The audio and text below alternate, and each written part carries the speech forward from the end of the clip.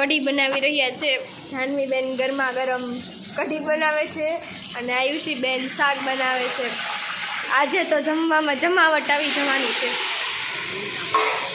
રીંગણા બટેટાનું શાક અને ગરમા ગરમ કઢી। જરાક તમારું મોઢું બતાવશો। આજે તો ખાવામાં જમાવટ પડી જવાની છે।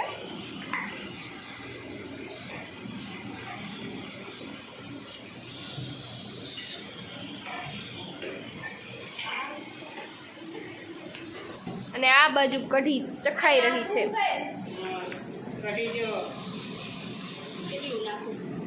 શાક હવે બનવા આવ્યું છે। આ બાજુ ખીચડીની સીટી વાગી રહી છે અને બાજુમાં દૂધ।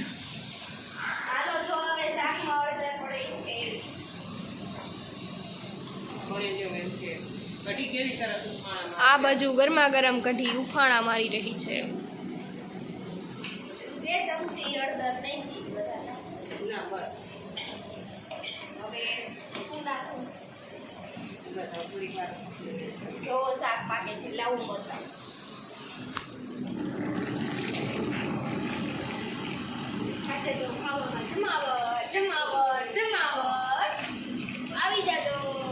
કઢી ઉફાળા મારી ગઈ, ઉફાળા મળે છે। હલાવું કઢીને આવતા રહેજો, જે ખાવું હોય ગરમા ગરમ શાક અને કઢી। સાબુ ચાળે છે, કોથમીર, મેથી, સેવ ટમેટાનું શાક, રીંગણા બટેકાનું શાક, કઢી, ગરમા ગરમ રોટલી, રોટલા અમારે રાધે કૃષ્ણ રેસ્ટોરન્ટમાં।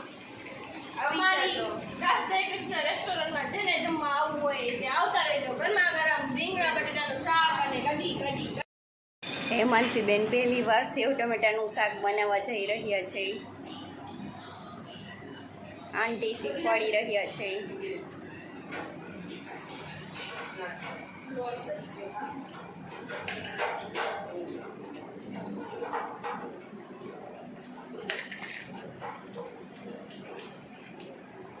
દસમાના વેકેશનનો પૂરેપૂરો લાભ ઉઠાવી રહ્યા છીએ। નાખો બેન। જિંદગીમાં પહેલી વાર શાક બનાવું, મેં કોઈ શાક નહીં।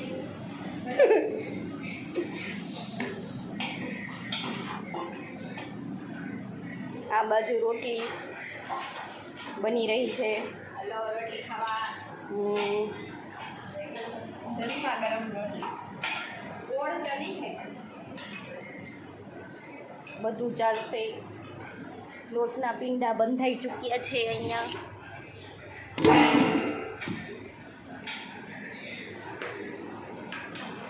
શાકમાં ધ્યાન આપો હેમાંશીબેન। કાકીએ ખીચડી બનાવી નાખી છે અને હવે રાયવાળા મરચાં બનવાના છે। ગાજર, લાલ લીલા મરચાં અને અહીંયા શાકનો મસાલો બની રહ્યો છે। હેલો, ગીત નહોતું ખબર નહોતી અમને આવું રહેતા હશે। જોઈએ હવે કેવું શાક બને। ખાવા જેવું બનાવજો। કૂતરા તો હે જ। હા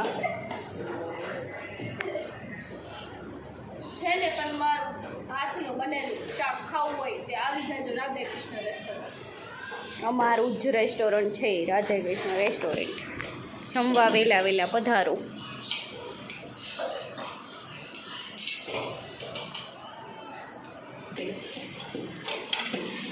ટમેટા ચડી રહ્યા છે, હવે મસાલો નાખો બેન।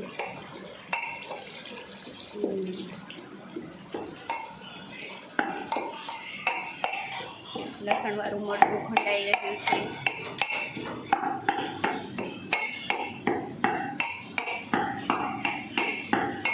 ટમેટાનું શાક બની ગયું છે અને અહીંયા ભાભુ બનાવે છે ડ્રાયવાળા મરચાં। આ બાજુ બની રહી છે ગરમા ગરમ રોટલી અને આ બાજુ રોટલી વણાઈ રહી છે અને અને અને ખીચડી તૈયાર થઈ ગઈ છે। તમે જોઈ શકો છો કેટલી મસ્ત ખીચડી છે। આ બાજુ કઢી, તો આ બાજુ આયુષી બેને બનાવેલું શાક. તમે જોઈ શકો છો કેટલું સ્વાદિષ્ટ બનાવ્યું છે તેમને શાક. મેં બનાવેલું અને સેવ ટમેટાનું શાક. જેને પણ ખાવું હોય તે જરૂર ને જરૂર આવજો. જે મસ્ત ગરમા ગરમ કઢી બનાવી છે. જેને પણ કઢી ખાવી હોય એના હાથની તે આવતા રહેજો. આ બાજુ ભાભુ ભૂંગરા તળી રહ્યા છે. હું એક ભૂંગરું લઈને ભાગી જાઉં. આ બાજુ રોટલી બની રહી છે.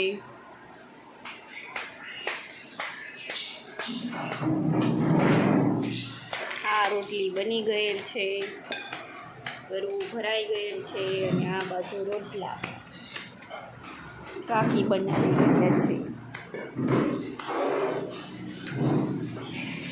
ગરવું બતાવો બેન, ગરવું ભરાઈ ગયું.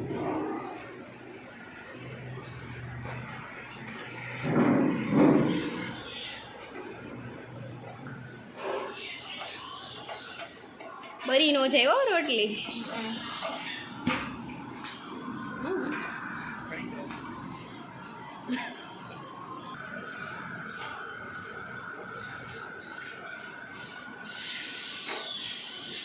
રોટલા अपना जलवा दिखा कर रोटी बनाता बनाता गरम થઈ ગયા એટલે હવે સાદા ખાવું. જો આ અમારી રેસ્ટોરન્ટ છે. અમે અહીંથી પાર્સલ પણ ડિલિવરી કરીએ છીએ.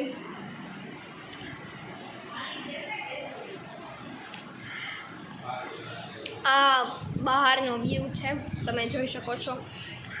જો દાદા મેચ જોઈ રહ્યા છે.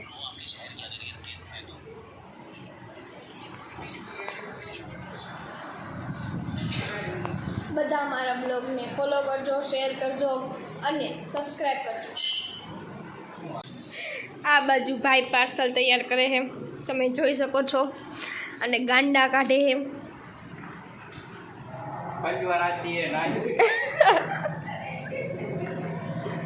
આ મારું મિની રસોડું છે, જ્યાં અમે દરરોજ પાર્સલ અને ટિફિન તૈયાર કરીએ છીએ. તમે જોઈ શકો છો. ચાલો તો આપણે રેસ્ટોરન્ટના માલિક પાસે જઈશું. તો રેસ્ટોરન્ટના માલિક આજે મેચ જોઈ રહ્યા છે, તો આપણે એમને બતાવશું.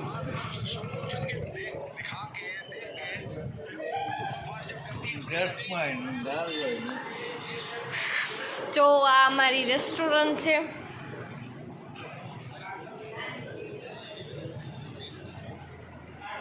અહીંયા અમે પાર્સલની પણ સુવિધા રાખેલ છે.